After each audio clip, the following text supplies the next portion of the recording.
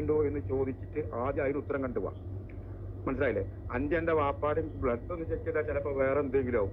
നായിന്റെ മോന്റെ മോനെ റെഡ് എഫ് എമ്മിന്റെ ഏതെങ്കിലും ഫേസ്ബുക്ക് പേജുകളിലോ സോഷ്യൽ മീഡിയ ഹാൻഡിലുകളിലോ അഞ്ജലി FM വിട്ടിക്കണമെന്ന് റിപ്പോർട്ട് ചെയ്തിട്ടുണ്ടോ?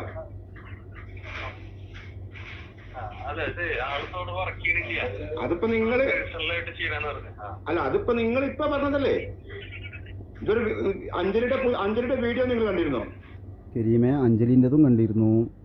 അതുപോലെ വർഷങ്ങളായിട്ട് താനൊക്കെ ഉപയോഗിക്കുന്ന പദപ്രയോഗങ്ങളും ഞങ്ങൾ കേട്ടുകൊണ്ടിരിക്കുകയാണ്. അഞ്ജലി മാർച്ചിൽ ഇപ്പം താങ്കൾ ഈ പറയുന്ന സ്ഥാപനത്തിൽ നിന്ന് വിട്ടിരിക്കുന്നത്. പിന്നെ ഇതൊരു വ്യക്തിയോടുള്ള ദേഷ്യത്തിൻ്റെ പുറത്തല്ല, ഒരു പ്രാങ്ക് പരിപാടി. എന്നിരുന്നാൽ പോലും അംഗീകരിക്കാൻ പറ്റില്ല മലയാളികൾക്ക്, സ്പെഷ്യലി പ്രത്യേകിച്ച് ഈ തമാശക്കാണെങ്കിൽ പോലും ഈ പദപ്രയോഗങ്ങൾ ഉപയോഗിക്കുന്നവരുടെ സഹോദരിമാർ, അച്ഛനമ്മമാർ, ഇതൊക്കെ കേൾക്കുമ്പോൾ നാണക്കേടാണ്. ഇത്തരത്തിലൊരു പദപ്രയോഗം വിളിച്ചിട്ട് ആളാവാൻ തൃത്താലയിലെ കുടുംബത്തിൻ്റെ കയ്യിൽ നിന്ന് 1 ലക്ഷം കൊണ്ടുപോയ കരീം ഇബ്രാഹിമാണ് ഈ പറയുന്നത്.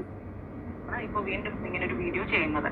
ഈ വീഡിയോ കാരണം, ഇതിൽ വന്ന പ്രതിഷേധം കാരണം എന്റെ RJ പണി പോയി.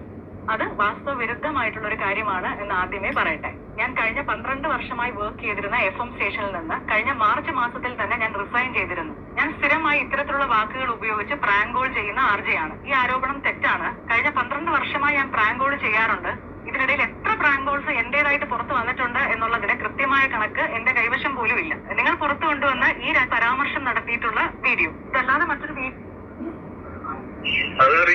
എന്തുകൊണ്ടറിയില്ല? നിങ്ങളെ പിന്നെ എന്തിനാ ഈ FM റേഡിയോയിൽ വെച്ചിരിക്കുന്നത്? നിങ്ങളുടെ സ്റ്റാഫ് റിസൈൻ ചെയ്ത ഡേറ്റ് നിങ്ങൾക്കറിയില്ലേ? അതായത് അവിടുത്തെ ഒരു സെക്യൂരിറ്റിക്കാരനൊക്കെയാണ് ഫോൺ എടുത്തിരിക്കുന്നത്. ഇവിടെ നമ്മളൊക്കെ പറയുന്നു ഒരിക്കലും അഞ്ജലിക്കെതിരെ നിയമ നടപടി സ്വീകരിക്കോ ഇല്ലയോ? നിങ്ങളെല്ലാവരും വിളിച്ചിട്ട്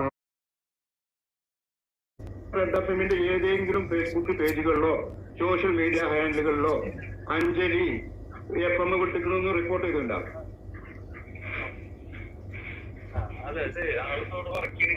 അതിപ്പോ നിങ്ങള് അല്ല, അതിപ്പോ നിങ്ങൾ ഇപ്പൊ പറഞ്ഞതല്ലേ.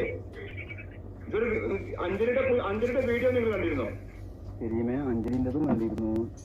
അതുപോലെ വർഷങ്ങളായിട്ട് താനൊക്കെ ഉപയോഗിക്കുന്ന പദപ്രയോഗങ്ങളും ഞങ്ങൾ കേട്ടുകൊണ്ടിരിക്കുകയാണ്. അഞ്ജലി മാർച്ചിൽ ഇപ്പം താങ്കൾ ഈ പറയുന്ന സ്ഥാപനത്തിൽ നിന്ന് വിട്ടിരിക്കുന്നു. പിന്നെ ഇതൊരു വ്യക്തിയോടുള്ള ദേഷ്യത്തിൻ്റെ പുറത്തല്ല, ഒരു പ്രാങ്ക് പരിപാടി.